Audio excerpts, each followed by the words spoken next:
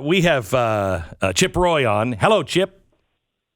Glenn, how are you, my friend? Well, I'm pretty good. Better now that I'm talking to you. Tell me what happened yesterday, because you were saying, look, this should be a litmus test for all those that love freedom. Don't pass the spending bill unless it doesn't include any of the mandates. No, that's right. And, the good news is that 161, I think, of my colleagues, or 160 of my colleagues and I agreed, and, we didn't support the continuing resolution. The bad news is that 51 did. Okay, I thought it was reversed, so I'm coming into this as a victory. I'm like, only 51. I thought only 51 stood. Okay. So 161 Republicans opposed it. However, 51 Republicans voted to continue to fund the government, which is going to fund enforcement of these vaccine mandates in our military, against our healthcare workers, against our Border Patrol agents, against our law enforcement personnel. And it's wrong. And look, I hope the Senate will take up the fight, but I'm not going to hold my breath. No, it's Mitch McConnell. The problem you have in Washington is that the leadership in Washington is, quote, more concerned about, quote, taking back the Senate, taking back the House, and they think they can just play this game through the year of letting Democrats hang themselves. But my friend Steve Deace, who you know well, wrote this morning in a tweet thread that Democrats are about to take the Omicron off-ramp. And they're going to start to be able to kind of move on and say, look, we did it. Yes. And we're never going to hold these tyrants accountable for shutting down our entire way of life and forcing jabs into the arms of the American people and then firing our troops and firing our doctors. So we ought to stand strong, and Republicans can't just assume we're going to get power in November when we don't fight. We ought to be fighting for the people. They are about to, I'm telling you it's coming. We were just having that same conversation on the air about an hour ago. They're about, and it's going to be agonizing, they're about to take a victory lap. And they're never going to say that this was the inevitable outcome of a virus. This is repeating the pattern of the flu virus of 1918.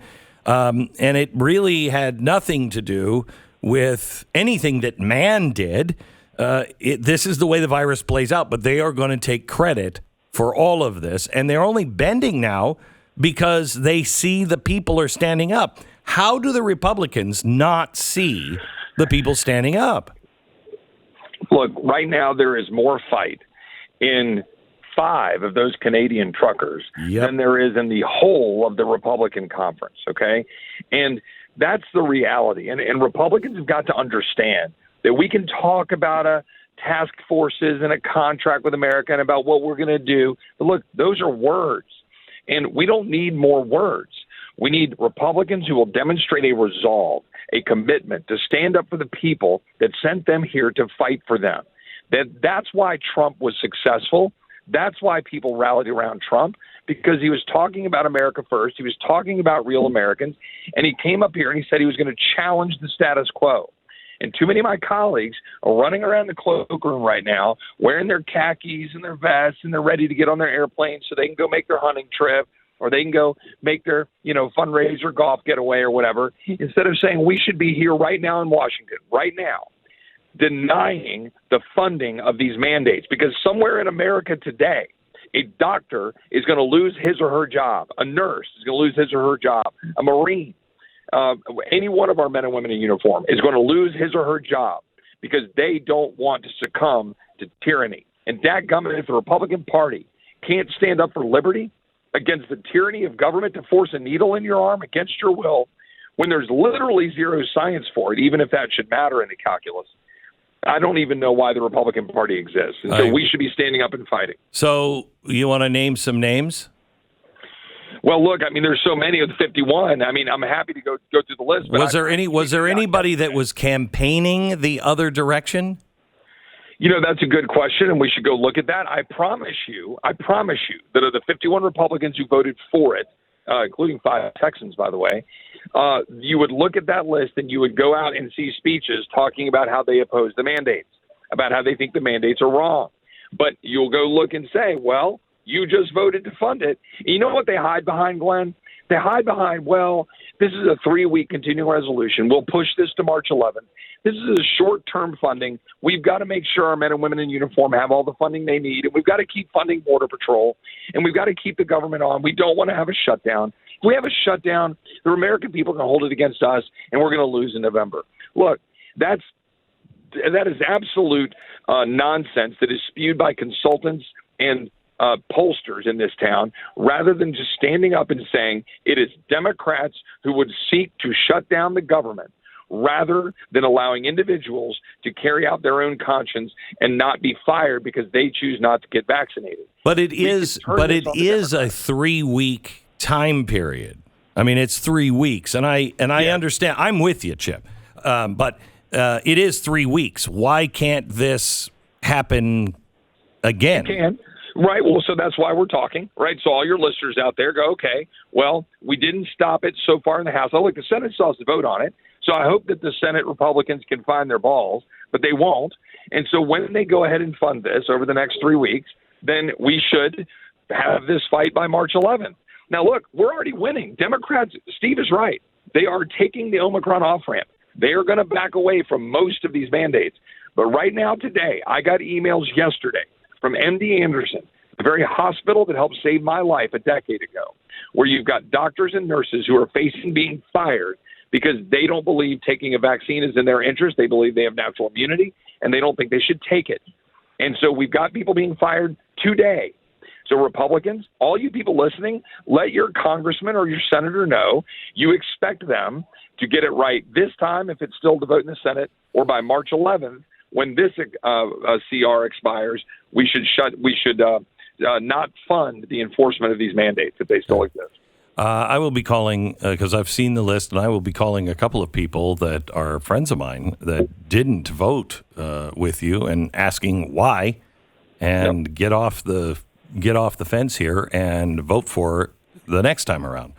Well, and the other thing I did, Glenn, yesterday was introduce legislation to say that all of our men and women in uniform who have been discharged, they should, one, not be forced to get the vaccine, 2, should be allowed to come back and serve and get their job back, and 3, get continued time of service towards retirement and towards their career advancement for the time since they've been locked out, whether that was 30 days ago or 2 years ago. And so I introduced legislation yesterday to do that. Well, thank you for that. Is that going to go through, or is that tied to this?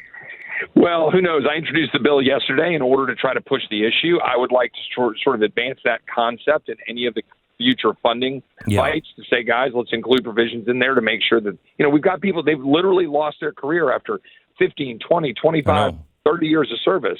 And we shouldn't be forcing them to have to deal with that. So there is the New York Post is reporting today that they found a little something in the COVID relief bill that the Democrats rammed through last March. Do you remember when they were talking about, we got to catch these people who are stealing money and not reporting it to the IRS? And they were going to put in first, I think it was, what was it, $1,000 or $5,000, and then it became $10,000 over a year, and they could spy on your bank accounts. Right. Well, there's a new IRS rule that was in the COVID relief bill, and nobody caught it. Requires users of PayPal, Venmo, and other third-party payment services to report all transactions over $600 a year to the IRS. So they've got you. If you're using digital now and not using the bank to pay for things, they now have access to everything that you do.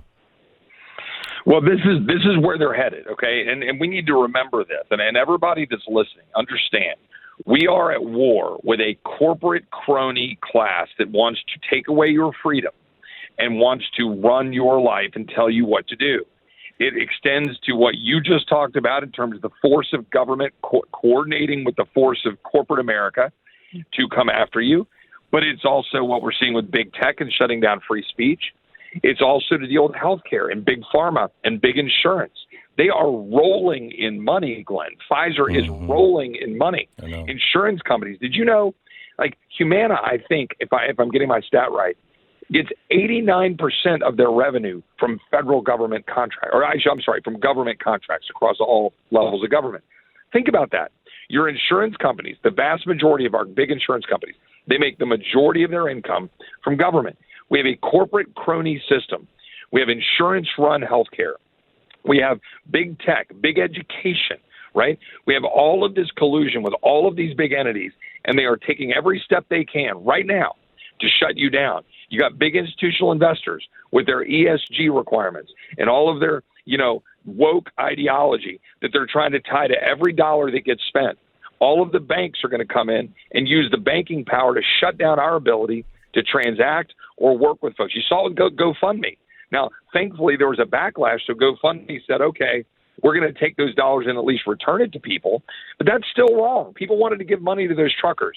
And GoFundMe came in and said, no. At first, we're going to steal it and give it to other charities. Then they realized, that might be a problem. So now they're giving it back to the original donors. But that's what they're going to do. And the authoritarians, the tyrants, want to use corporate America, and they've got willing, complicit friends in the boardrooms who are all too happy to use the power of corporate America to clamp down on our freedom in the name of their woke ideology. It's amazing. And the people who are all okay with it used to be the people that say fear corporate America, and now they're all on board with corporate America. It's weird. Chip Roy, the Republican from the great state of Texas, Congressman Chip Roy, thank you very much for being on the program today. Thanks, Glenn. Keep up the fight. Thanks. Everybody go out and read Glenn's book. It's right on point. God bless. Thank you.